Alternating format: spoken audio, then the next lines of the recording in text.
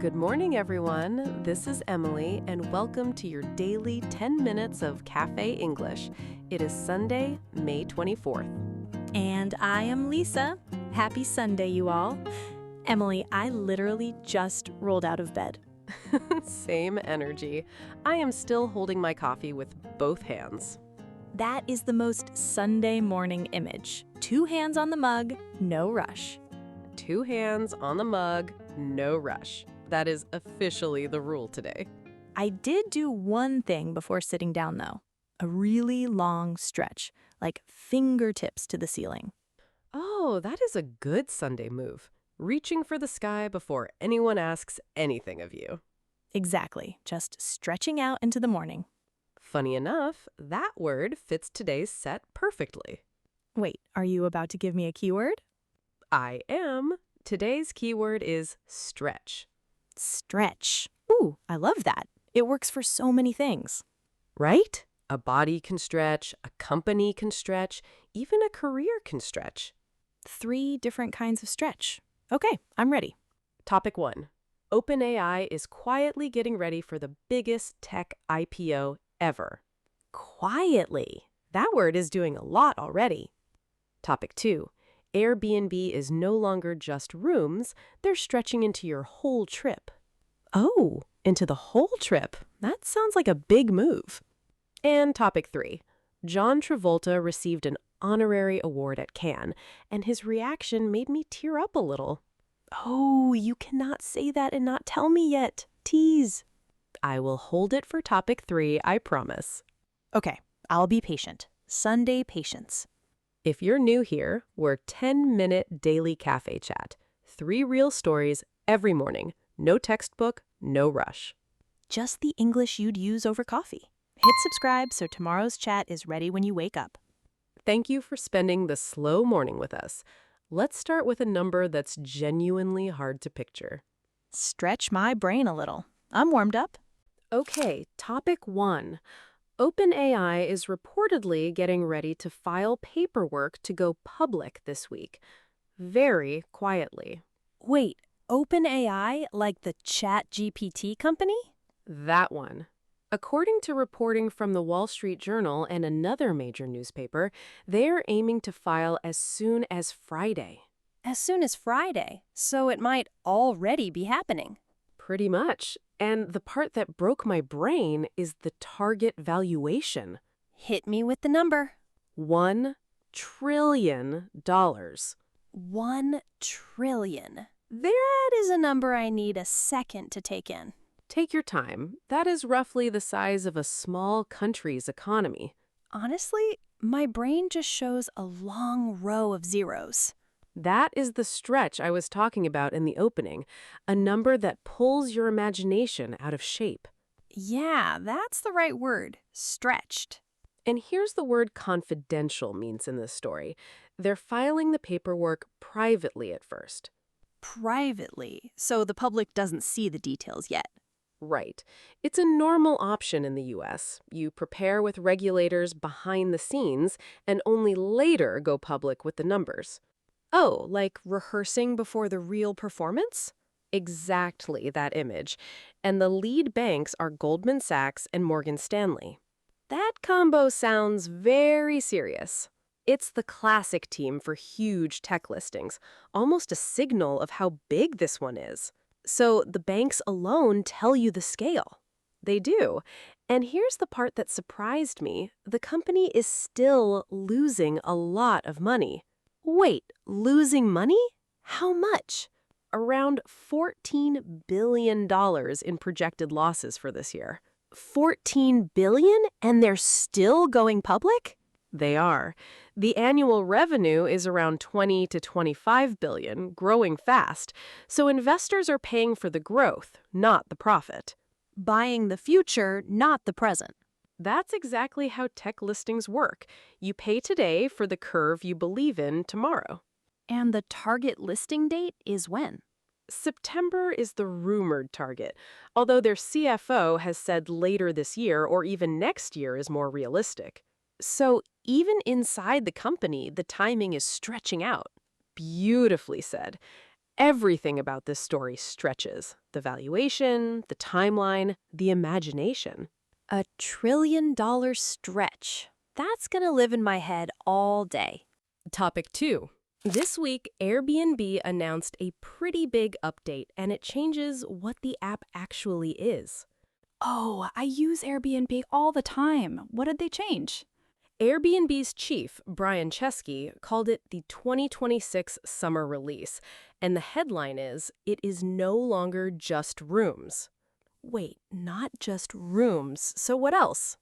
4 big categories now: homes, hotels, services, and experiences. Hold on, hotels? I thought Airbnb was kind of the opposite of hotels. Right? That is the wild part. For years, they competed with hotels. Now, they're listing them inside the app. That's such a flip. So I could book a real hotel through Airbnb now. Yes, and on top of that, you can book a car rental, a private chef, an airport pickup, even luggage storage. Wait, luggage storage too? Like when you check out and your bag has nowhere to go? Exactly. They partnered with a network of 15,000 drop-off spots around the world. 15,000? Honestly, that's the feature I would use first. Same. And here's the quote that explains the whole strategy. Chesky said, quote, "We want to be Amazon for services." Amazon for services. Okay, that sentence does so much work. Right? Amazon stretched from books to almost everything. He's saying we want to do that for the human side of life. Booking a person, not a product. Exactly. A chef, a cleaner, a tour guide, all in one app. That's a real stretch from spare bedroom in someone's house. A massive stretch. They're also leaning hard on automation behind the scenes. About 40% of customer support is now handled by automation in 11 languages. 40%? So real people only step in for the harder cases. Right, but Chesky said something interesting about the automation side too. Oh, what did he say? He said a chatbot is not the right interface for travel. Wait, a tech executive saying chatbots are not the answer? Refreshing, right? He thinks travel needs pictures, maps, real listings, not just a text box. Honestly, I agree. I don't want to type my whole vacation into a chat. The rollout starts in 20 cities first. In Asia, only Singapore is in the first wave. Only Singapore for now, so the stretch is happening city by city. City by city, one app slowly trying to cover your whole trip. That's a quiet big stretch. Okay, I'm ready for story 3. Okay, last story, and this is the one that would make me a little teary. Right, you teased it. I have been waiting. At Cannes last week, John Travolta received an honorary Palme d'Or. Oh, wow, the big lifetime award. That is huge for him. It is, and the moment was a complete surprise. He thought he was just there to premiere his new film. Wait, his new film? Travolta has a new film? This is the part I love. He just made his director debut at 72 years old. 72, and he just stepped behind the camera for the first time? For the first time. The movie is based on a children's book he wrote himself back in the 90s. Hold on, he wrote a children's book in the 90s, and now he's directing the movie version of it? That's the story. It's called Propeller One-Way Night Coach, and it's coming to a streaming service. That's such a slow, patient project, decades from the book to the screen. Right? And so he's at Cannes, ready to introduce his very first film as a director. The lights come up, and the festival director walks on stage with the Palme d'Or. Oh no, he had no idea. No idea. The footage shows him in real shock. His daughter Ella was sitting next to him, and you can see her covering her face from joy. I love that, the family moment in front of the whole world. And then he gave a really short reaction. He just said, quote, "This is beyond the Oscar." Wait, beyond the Oscar? Beyond the Oscar. That's such a heavy thing for an actor to say, especially one who's been in the business this long. Right? And here's the thing. He's been nominated for Oscars but never won one. So that word, beyond, lands differently. Yeah, it's not about the trophy he didn't get. It's about something bigger. Exactly. Cannes was honoring an entire 50-year career, all the classic films he's known for, and everything that came after. So the key word today, stretch, fits here in a quiet way. A career that just keeps stretching. A career that keeps stretching and now stretches into a brand new role, director. At 72. Honestly, I'm inspired. Same. It made my morning a little softer. Mine too. What a way to end the set. Okay, that was a layered Sunday set. Let us recap. Yes, please. My brain is still doing the long stretch from this morning. We had a $1 trillion IPO in slow motion, an app trying to cover your whole trip, and a 72-year-old actor stepping behind the camera for the first time. 3 completely different sizes of stretch. That is the key word. Stretch. A body stretches, a company stretches, a life stretches. I really like this one. It feels physical and emotional at the same time. It does. You can use it for muscles, for budgets, for time, even for patience. Oh, my patience is stretched thin. I have said that one. Beautiful example. Same word, completely different feeling.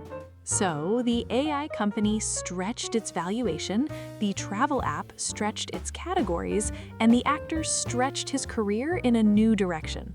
3 stretches, 3 scales. That ties today up neatly. It does. And try it this week. When something feels just a little outside your comfort zone, you can say, I'm stretching. Oh, I like that. Not failing, not struggling, just stretching. Today's question, A, B, or C? A, the $1 trillion IPO, B, Airbnb covering your whole trip, or C, Travolta directing at 72? I think mine is C. The beyond the Oscar moment still has me. Mine is B, actually. I'm ready for one app to handle my whole next trip. Yeah, that's so you. Practical Sunday Emily. Tell us your A, B, or C in the comments. We read every single one. And if today's chat made your Sunday a little warmer, hit subscribe so tomorrow's is ready. Thank you for spending this slow morning with us. Have a stretching, soft kind of Sunday. See you tomorrow, everyone.